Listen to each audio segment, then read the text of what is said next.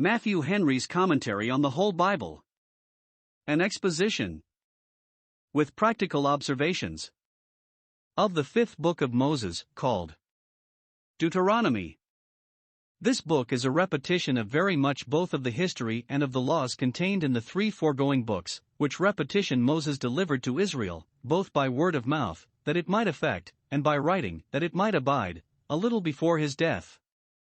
There is no new history in it, but that of the death of Moses in the last chapter, nor any new revelation to Moses, for aught that appears, and therefore the style here is not, as before, the Lord spoke unto Moses, saying.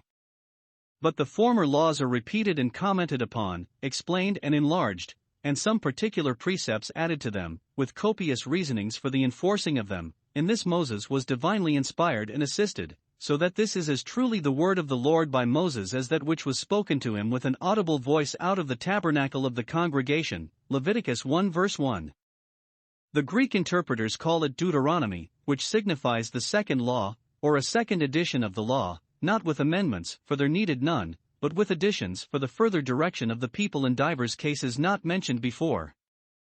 Now, it was much for the honor of the divine law, that it should be thus repeated. How great were the things of that law which was thus inculcated, and how inexcusable would those be by whom they were counted as a strange thing.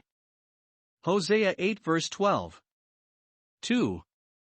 There might be a particular reason for the repeating of it now. The men of that generation to which the law was first given were all dead, and a new generation had sprung up, to whom God would have it repeated by Moses himself, that, if possible, it might make a lasting impression upon them.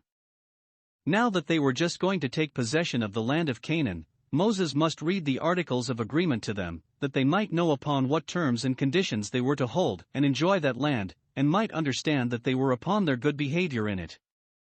3. It would be of great use to the people to have those parts of the law thus gathered up and put together which did more immediately concern them, and their practice, for the laws which concern the priests and Levites, and the execution of their offices, are not repeated. It was enough for them that they were once delivered. But in compassion to the infirmities of the people, the laws of more common concern are delivered a second time. Precept must be upon precept, and line upon line, Isaiah 28 verse 10. The great and needful truths of the gospel should be often pressed upon people by the ministers of Christ. To write the same things, says Paul, Philippians 3 verse 1, to me indeed is not grievous, but for you it is safe. What God has spoken once we have need to hear twice, to hear many times, and it is well if, after all, it be duly perceived and regarded. In three ways this book of Deuteronomy was magnified and made honorable. 1. The king was to write a copy of it with his own hand, and to read therein all the days of his life, chapter 17 verses 18 and 19. 2. It was to be written upon great stones plastered, at their passing over Jordan, chapter 27 verses 2 and 3. 3. It was to be read publicly every seventh year, at the Feast of Tabernacles, by the priests, in the audience of all Israel, chapter 31 verse 9, etc.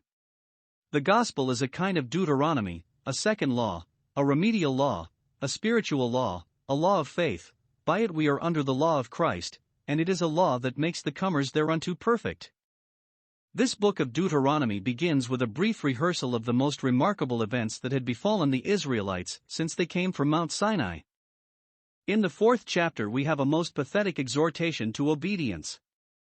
In the 12th chapter, and so on to the 27th, are repeated many particular laws, which are enforced, chapter 27 and 28. With promises and threatenings, blessings and curses, formed into a covenant, chapter 29 and 30. Care is taken to perpetuate the remembrance of these things among them, chapter 31, particularly by a song, chapter 32, and so Moses concludes with a blessing, chapter 33. All this was delivered by Moses to Israel in the last month of his life. The whole book contains the history but of 2 months. Compare chapter 1:3 with Joshua 4 verse 19, the latter of which was the 30 days of Israel's mourning for Moses. See how busy that great and good man was to do good when he knew that his time was short, how quick his motion when he drew near his rest. Thus we have more recorded of what our blessed Savior said and did in the last week of his life than in any other. The last words of eminent persons make or should make deep impressions. Observe, for the honor of this book, that when our Savior would answer the devil's temptations with, "It is written," he fetched all his quotations out of this book, Matthew 4 verses 4 and 7 and 10.